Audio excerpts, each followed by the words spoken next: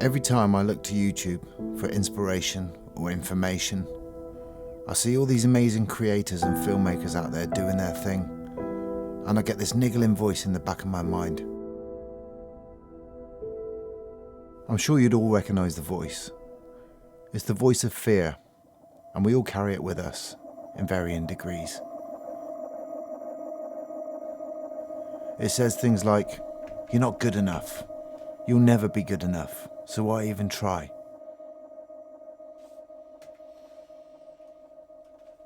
And it's good that that voice is there. It has an important job to do after all. Its job is to protect us from doing things that could result in us getting hurt or humiliated in some way. Over the years, I've learned that the best way to deal with it is to walk with it for a while. To listen to it. To reassure it by saying, "Hey, it's okay. I can do this. What's the worst that will happen?" But lately it's been saying things that I've been struggling to argue with. It points out that all the creators and filmmakers I admire and learn so much from are way, way younger than me. Those guys started in their 20s. You're in your 50s. You'll be dead and buried before you even scratch the surface of what they know. And I have to admit, it's probably right. And so I have to put this to bed once and for all. And the only way I can do that is by objectively asking myself, am I too old to start a career in filmmaking? I guess a good place to start would be by asking, what is old? The Oxford English Dictionary says, old, 1. Having lived for a long time. No longer young. 2. Belonging to the past. Former. Ouch. Okay, so what is a long time? Surely it's all relative. It all depends on the perspective of whoever is experiencing the time.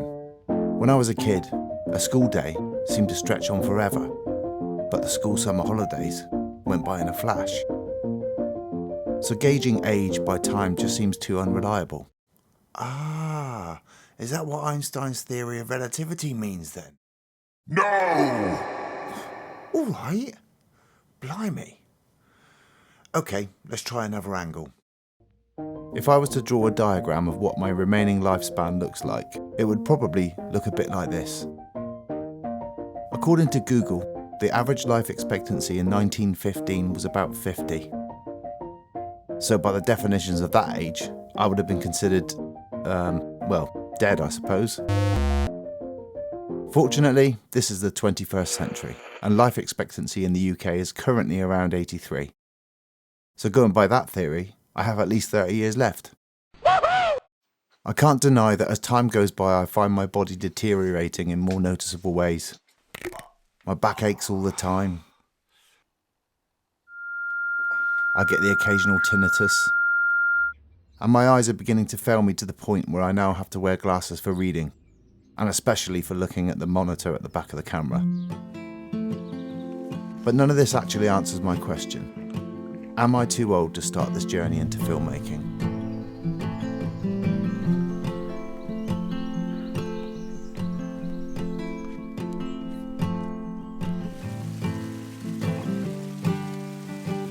Maybe I'm looking at the wrong piece of the puzzle. Maybe it's not the word old that's the problem. It's the word that precedes it.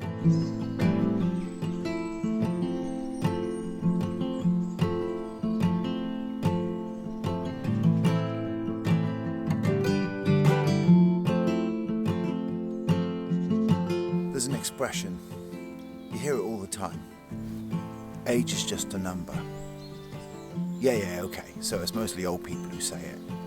But it does beg the question, is being too old just a matter of mindset?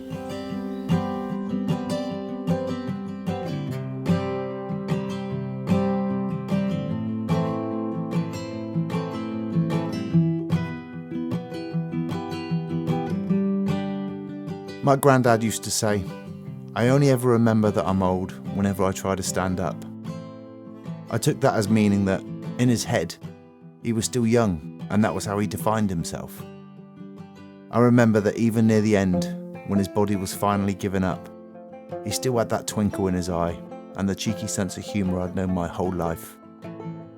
Even though the relentless march of time had other ideas, he never really lost the child inside him. To us kids, he was one of us. It's funny how when you're a kid, you can't wait to grow up. To a kid, it looks like you have the whole world at your fingertips. You get to drive a car, stay up as late as you want, Tidy your room, boss kids around, then tidy mine. watch whatever you like on the TV.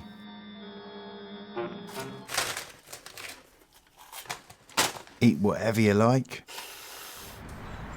But then, as you grow into adulthood, you slowly begin to forget what it's like to be a kid. The famous author Roald Dahl once said something that has always stuck with me. If you want to remember what it's like to live in a child's world, you've got to get down on your hands and knees and live like that for a week. It does me good to sometimes remind myself of all the little things I used to do when I was a kid, like reading my comic books under the bed covers by torchlight.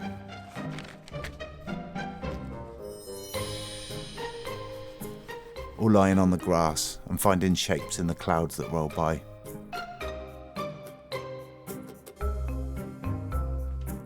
Or sitting upside down on the sofa and imagining that the ceiling is the floor.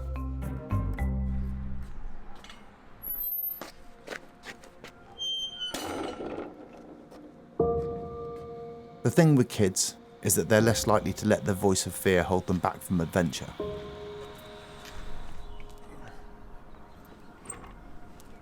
They're more willing to take risks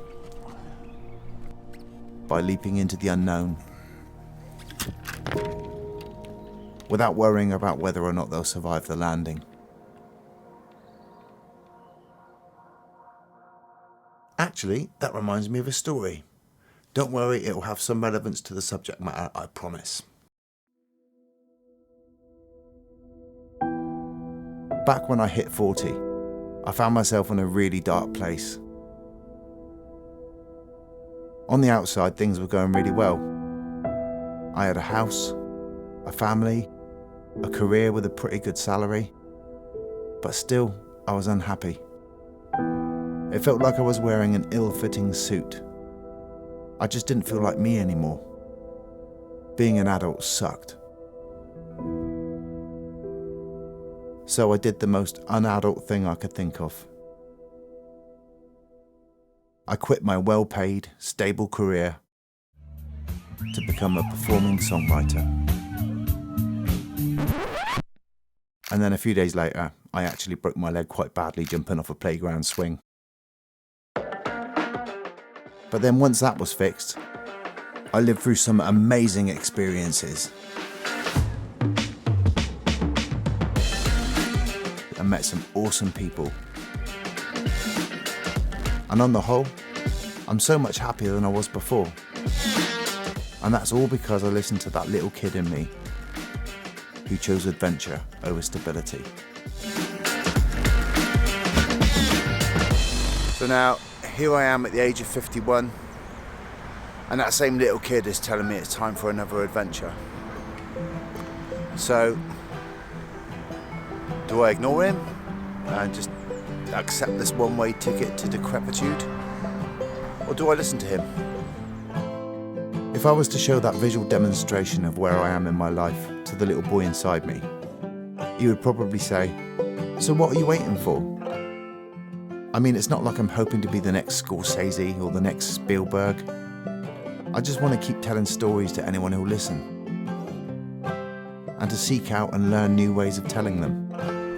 Because that's where the adventure is. Not in the outcomes, but in the discoveries.